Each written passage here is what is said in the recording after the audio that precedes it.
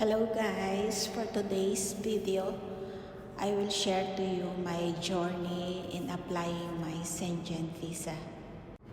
Nung nag-apply nga pala ako guys nung Schengen visa ko is medyo magulo yung sitwasyon ng Israel noon. Merong giyera, kaya hindi ako gaano decided pa noon na lumabas or mag-travel. But I'm there already, kaya tinuloy-tuloy ko na. I went to Tel Aviv that time kasi na-receive ko na yung aking appointment for interview ng aking visa. And it's my first time, kaya medyo naghanap-hanap pa ako.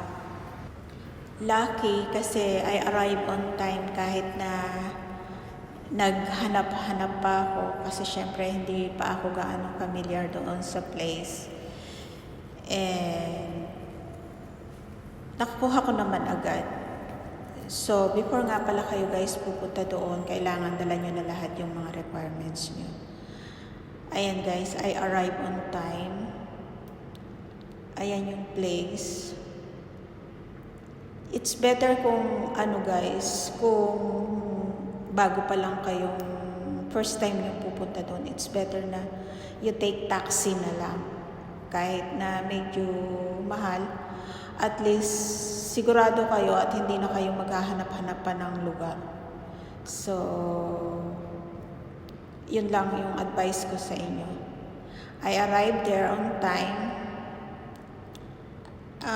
Pero pinaghintay pa rin ako ng mga ilang minutes, mga 20 minutes pa bago nila ako pinakyat. And dapat nga pala guys, dala nyo na lahat yung mga requirements nyo bago kayo pumunta dyan. Unang-una, syempre pupunta kayo dyan kasi may appointment na kayo. I-email kayo ng embassy na kung anong date, oras ang appearance nyo. Then, dala nyo na lahat yung mga requirements nyo. Yung dapat may valid visa kayo na mayroon pang natitirang 3 months before the expiration. Tapos, may re-entry visa kayo pabalik ng Israel para siguradong babalik kayo. Tapos, letter ng employer nyo. Na pinapayagan kayo na lumabas ng bansa.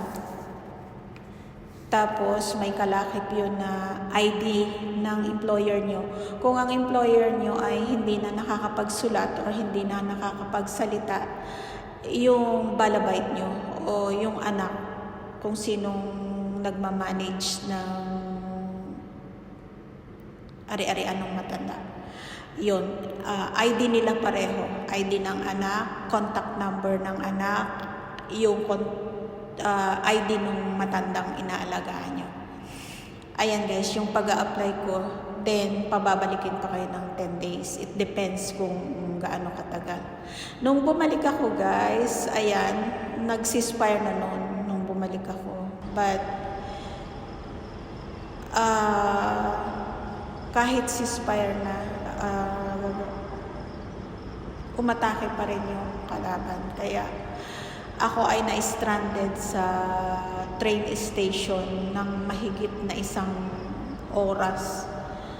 Doon sa unang station pa lang, dito sa may amin, na-stranded ako, ang tagal namin sa labas. Doon kami pinapunta nakasakay na kami that time ng train, pero hindi pa umaalis yung train. So pinababa kami ng train at pinapunta kami sa underground that time guys. So nag-stay kami dyan ng more than 1 hour. Tapos nung nag-clear na, tsaka kami pinasakay uli dun sa train. Hinintay kami ng train. Tapos ayun, nag-travel na ulit kami na parang ayoko nang tumuloy that time kasi grabe yung yung maririnig mo sa labas. Talagang that time ang lakas-lakas.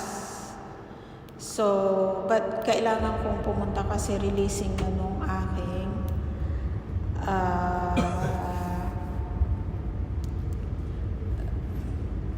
visa. Nga pala guys, hindi ko natapos yung requirements nga pala guys ay kailangan nyo rin a flight confirmation ng flight ticket back and forth. Then, dapat may bank account kayo dito. Or, basta may bank account kayo, then yung bank account, bank statement nyo, parang yung show money nyo. Ganun. In short guys, pagdating ko doon sa embassy ay na-release na yung aking visa. So, kahit na ang daming pinagdaanan, mga sirens, bombahan, nakakatakot, ayun, sa wakas na approved din. So, wala nang atrasan to guys. After 2 weeks, ayan, we're going to fly in Europe.